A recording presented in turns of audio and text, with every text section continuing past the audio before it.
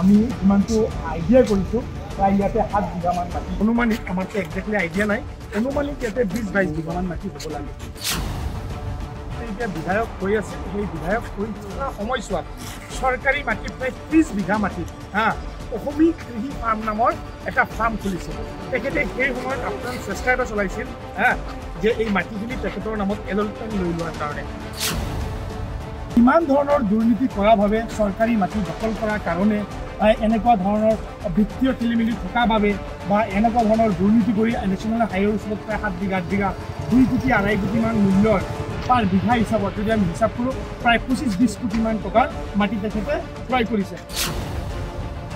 তেখেত যেতিয়া বহুমুখীৰ সচিব হৈ আছিল বহুমুখীৰ সচিব হৈ থাকোঁতে বহুমুখীৰ মাটিও বিক্ৰী কৰি বেলেগ ঠাইত কিনি বহুমুখীৰ মাটিখিনিও দখল কৰি দিছে আপোনালোকে যদি বিচাৰে আমি এইখিনি এতিয়াই দেখাম যিমান সময়লৈকে আমাৰ পলিটিকেল পাৰ্টিত আছে মানুহজন আমাৰ এটা নৈতিক দায়িত্ব থাকি যায় আজি ভাৰতীয় জনতা পাৰ্টিৰ ওচৰত তেখেতে ইমান কাকতি মিনতি কৰাৰ পিছতো যে ভাৰতীয় জনতা পাৰ্টিৰ কোনো এজন বিষয়ববীয়ে যে তেখেতক কোনো কাৰণেতো ৰখোৱা নাই কিয় যে এনেকুৱা ধৰণৰ চৰকাৰী মাটি দখল কৰা অন্যায়ভাৱে সৰ্বসাধাৰণ ৰাইজক হাৰাশাস্তি কৰা বিভিন্ন আছে মই আপোনাক অলপতে দেখাই আছোঁ যে SRDৰ সন্মুখত আপুনি চাব প্ৰায় 20 বিঘা মাটিৰ বাউণ্ডাৰী ৱাল মই এতিয়া লৈ যাম প্ৰায় 20 বিঘা মাটিৰ বাউণ্ডাৰী ৱাল অশোক শৰ্মাই দিছে এতিয়া মোৰ প্ৰশ্ন হ'ল যে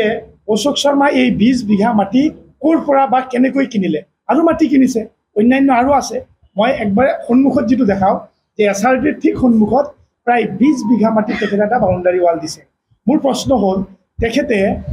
আমি সকলোৱে জানো যে তেখেত বহুমুখী এটাৰ স্কেল বয় এজন স্কেল বয় আছিল কনক ঠাকুৰীয়া ছাৰে কৈছিল যে তেখেত অশোকক মই যে বহুমুখী এটাৰ স্কেল বয় কৰিছিলোঁ পিছত সচিবজনৰ লগত বেইমানি কৰি তেখেতে সচিব হ'ল সচিব হৈ উঠি ইমান কৰাপশ্যন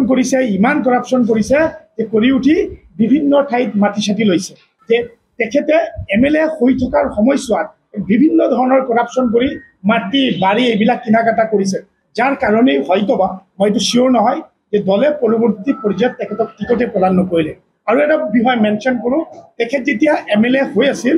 যে অসমীয়া কৃষি ফাৰ্ম নামৰ প্ৰায় 30 বিঘা মাটি চৰকাৰী মাটি তেখেতে দখল কৰিছে তাৰ ওচৰত বহু সন্দেহযুক্ত বাংলাদেশী মূলৰ মিয়া মানুহেও মাটি দখল কৰিছে তো তাৰ লগত প্ৰায় 30 বিঘা মাটি এতিয়াও আপোনালোকে গ'লে দেখিবলৈ পাব অসমীয়া কৃষি ফাৰ্ম নামৰ লিখা আছে সেই প্ৰায় 30 বিঘা মাটি অশোক শৰ্মাই দখল কৰিছে এনেকুৱা ধৰণৰ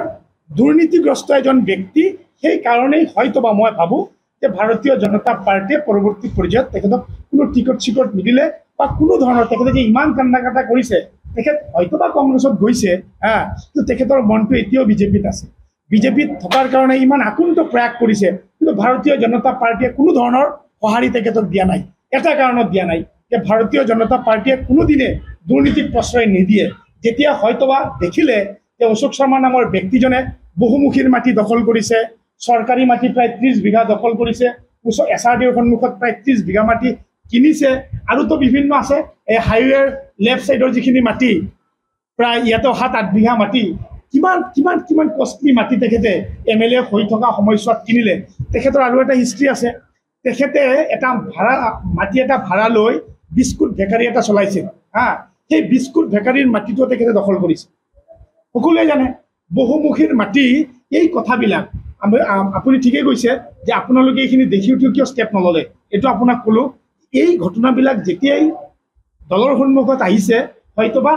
তাৰ পিছতে দলে ষ্টেপটো লৈছে নহ'লে অশোক শৰ্মাৰ দৰে এজন মানুহে ইমান আকুণ্ঠ প্ৰয়াস কৰিছে যে মোৰ ঘৰত কোনো একজন মানুহ আহিব লাগে মোক একবাৰ দাদা বুলি মাতিব লাগে এইটো প্ৰশ্ন হ'ব পাৰে নেকি মানুহৰ ডিমাণ্ড এনেকুৱা হয় নেকি যে মোক একবাৰ দাদা বুলি মাতিলেই হৈ যায় এইটো ডিমাণ্ড হ'ব পাৰে নেকি তেখেত নামোতে ইমান তললৈ আহিছে যে মোক একবাৰ দাদা বুলি ক'লেও মই থাকি যাম কিন্তু দলে যে কোনো এটা ষ্টেপে নল'লে অনলি এই কাৰণে নল'লে যে তেখেতৰ দৰে এজন দুৰ্নীতিগ্ৰস্ত মানুহক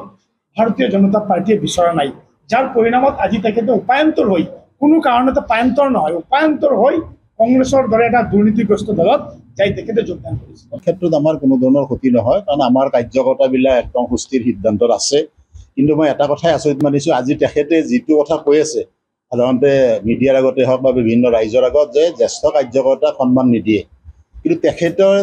তেখেতে যেতিয়া সন্মান দিব পৰা পজিশ্যনত আছিল, আপোনালোকে সেই তথ্যবিলাক ল'ব যে নলবাৰীত এনেকুৱা দিনো গৈছিল যে জ্যেষ্ঠ কাৰ্যকৰ্তাই মঞ্চত চকী বিচাৰি পেলাই বহিব লগা অৱস্থা হৈছিল। গতিকে আমাৰ এটা কথা আছে যে বালিলৈ জিপাত সুগৰিবলৈ সেইপাত, সেই ধৰণৰ পৰিৱেশ এটা নলবাৰীৰ ৰাজনৈতিক ইতিহাসত আছে। আপোনালোকে সন্মানীয় দিলীপ শইকীয়া ডাঙৰীয়াৰ লগত কেতিয়াবা লগ পালে সুধিব যে চকী বিচাৰি পেলাই মঞ্চত উঠিব লগা অৱস্থা হৈছিল, ইচ্ছাকৃতভাৱে চকী দিয়া হোৱা নাছিল। গতিকে আজি তেখেতক দলে বিধায়ক পাতিছে, এটা বিভাগৰ চেয়াৰমেনৰ দায়িত্ব দিছে, তাৰ পিছতো তেখেতৰ ইমান আকাংক্ষা, এই উচ্চাকাংক্ষাটো একেবাৰে ব্যক্তিকেন্দ্ৰিকভাৱেই তেখেতে আজি কংগ্ৰেছ দলৰ দৰে সম্পূৰ্ণ বিপৰীতপন্থী এটা দলত যোৱাৰ বাবে তেখেতে এই কেলকুলেশ্যনটো কৰিছে। কাৰণ তেখেতে জানে যে বাকী দলত যোৱাতকৈ এওঁলোকৰ তাতে গ'লে জিকাৰ হয়তো সুবিধা হ'ব যদিহে টিকট পায়। আমি যিহেতু সেই কথাটো নাজানো, এইটো বিপৰীত দলৰ কথা, সময়ত আমি সেইটো দেখা পাম কোনে টিকট পায় কোনে নাপায়। কিন্তু আমাৰ এটা কথা, আমি স্থিতপ্ৰজ্ঞ দলৰ কাৰ্যকৰ্তাসকল যে আমি